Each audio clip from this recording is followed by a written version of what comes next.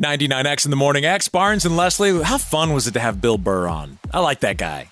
If you watch any of his, unrated clips or uncensored clips on TikTok, he takes on every subject. Well, we have more tickets to give away the rest of the week during the Morning X little 740 ticket window. It's 740-ish. That's where you get the best tickets in town every single week. So listen for more Bill Burr tickets. And, of course, he will be here next Wednesday night. Don't forget, a couple want to clean up some round table stuff. Daylight savings ends this Sunday. Don't forget to fall back an hour. I don't like this. I know, it's your heads up. But, man, right now. Don't like it. It gets light at like 8:30 in the morning, it feels like. I know. It's very, very I'm a night owl. strange. I don't like it. All this Matthew Perry stuff that, so sad to lose him. So many people are speaking up now and friends, exes. And going down these rabbit holes, I never knew the story of Greg Bierko. Did you know that story? No. He's an actor who passed on Chandler Bing, and he was one of Matthew's friends. And then there are stories everywhere about how he quit talking to him because he became so successful. And Matthew has spoken out on it in interviews where he has said... Is he now speaking up? I haven't seen any quote from him, but I'm reading the story about how basically he just told Matthew to F off, and Matthew tells the story like, we begged that dude to take the role. He was offered it before Matthew Perry. And I guess because Matthew Perry was on some other pilot or something. Anyway. Wow. That was an interesting story. How you don't know if it would have been famous. It was those six and their chemistry that made it what it was. Maybe this one dude would have been the wrench in it, the fly in the ointment that screwed it all up. But you're true, that chemistry you just could not beat. Yes, and you don't know how that's going to work out. The guys from the Rembrandts I know are car shopping because of all this craziness. Did they write it? I'll Be There For You. They sing it. Look it up. See if they wrote it. But the performance, because people are, it's over 1.5 million streams in the last couple of days. People are just buying everything. They're buying his book, which a lot of people were buying already, Matthew Perry. It's overtaken Britney's memoir as the number one seller in pretty much all locations. Let's see. There's all the honoring things from networks coming. The tributes. TBS has scheduled a Best of Chandler marathon for 5 days, showcasing over 46 hours of episodes. And HBO Max has added a, quote, in memory of Matthew Perry slide to the beginning of every single Friends episode. People are just heartbroken everywhere. Yes, the band did write it. I just looked it up. All the members wrote, I'll Be There For You. Not that they weren't already house and car shopping before, because, look how many times that airs a day in over how many years? Has new meaning now if you think about it. I wonder how much money they've made from that song since the beginning. I would love to have one of them on to find that out. I bet it's in the 20 million It's hard to know. Range. Now with streaming, they're making money from streaming too. Lots. Not a lot, but yeah. Barnes, I do have a heart. Fram comes to the table with heartwarming stories. What? It's never too late to find love, Barnes. Fram, it's called The Golden Bachelor. It's on right now. What would you call a step above The Golden Bachelor? Platinum Bachelor? Longtime bachelor marries a woman he met at a wedding 64 years ago. He's 92. What, they were just at a wedding, or they were 64 years ago?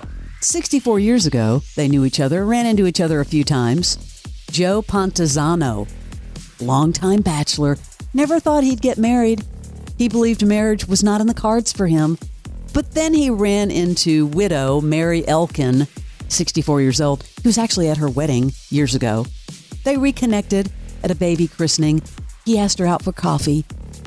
His first marriage, and can you say happily ever after?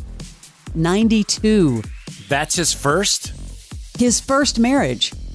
She's 64. Do you think when you're at 92, you just kind of say F it, and the next person that comes, you're like, let's get married? If you haven't been married yet, would you have a lot less indiscriminating all those years ago terms? All right. Must have been some chemistry there, but yeah.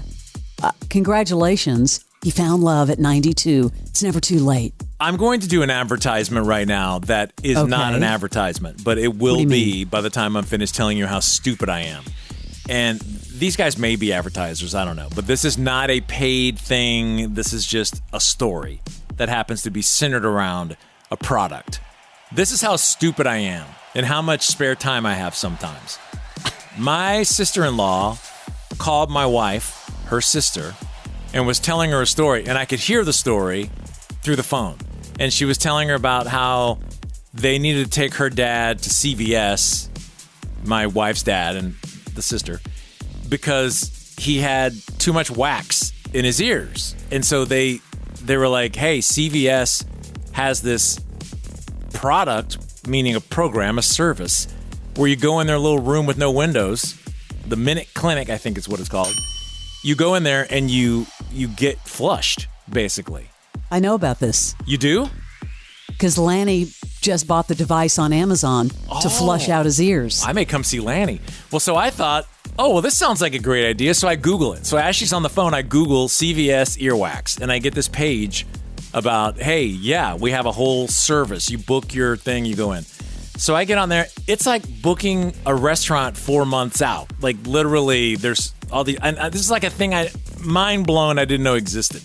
So I find an appointment and I get on the appointment docket. And 4 months from now. No, I found one like I guess someone vacated it, stupid person.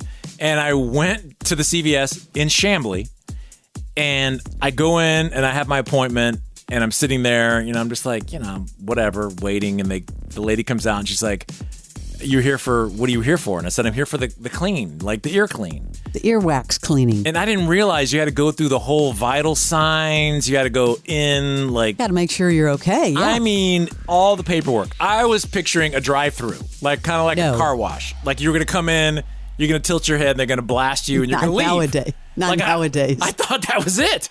So I go through all the questions, and then midway, I'm like, I think I may just bail on this, because I'm just too far in. And so I said... I'll go outside and finish. She goes, are you okay? I go, yeah, I'm okay. She checked my heart, checked my blood. I'm like, I just came for the wax job. Like, honestly. Don't tell me you bailed after all that. No, so I go through all the paperwork. I wait, and then this cute, not a doctor, but what's the next thing called? The nurse practitioner. PA? Yeah, nurse practitioner. She comes out, takes me in the scary room with no windows, sits me down, starts asking me everything from, do you vape? Do you this, do you that? I'm thinking, did y'all just find something weird? Because they're acting like I'm dying. And I'm like, can we get to the wax? She's like, do you vape? I'm like, no, do you? I mean, honestly, there's like so many questions. I didn't know that had anything to do with your ears, but maybe I just don't know what I'm talking about. Gotta sign all these releases. She goes through and she's like looking at my ears, both ears with the little thing with the light and all that. Mm-hmm. I'm an hour in at this point, sitting in the CVS like a fool. And there's all these people. This is a long time. Long time. And so then she takes, the thing, puts it around her neck. She sits down, she looks at me, and she goes, are you sure you're all right? Are you dizzy? I'm like, what the hell is happening? Are you calling an ambulance? Are you having a heart attack? What's happening? She's like, there's nothing in your ears. I go, there's nothing in my... Well, I thought... She goes, well, why did you come? Or do you have, is there something you're hearing? I go, no, I'm not... Literally, I just wanted a clean job. That's it. So you weren't having any sort of hearing issues, because that's why people go. But she wasn't believing me. I thought it was just, hey, get your ears cleaned. I thought they're going to blast some hot liquid in my ear and everything was going to be good and you leave. And she's like, you're sure you're okay? Like writing on my chart. I'm like, am I not getting this ear car wash? You didn't get the car wash. No. She said there's no wax and sent me away after questioning me for another 15 minutes. It was almost like, don't get up. Don't get up. Are you sure you're okay? Because you didn't come here for no reason. I came here for no reason. I'm telling you right now. It was kind of like you came for an experiment. And no, I came for an experience. So if anyone wants to clean my ears just for the hell of it, let me know. But CVS, very great service and thorough.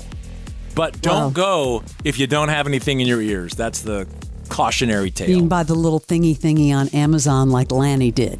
I just thought it sounded good. Put a little liquid in your ear and see if anything comes out. I pictured a machine with crazy warm water, a cocktail at the end. You did a little research for the show. I thought it was a spa treatment, obviously, when it was really something health related. So how much was that? There was no charge. Insurance covers it, but I feel bad that I wasted, probably the 14 people with COVID or RVS or SVR or whatever it is sitting in the lobby. Barnes, you okay?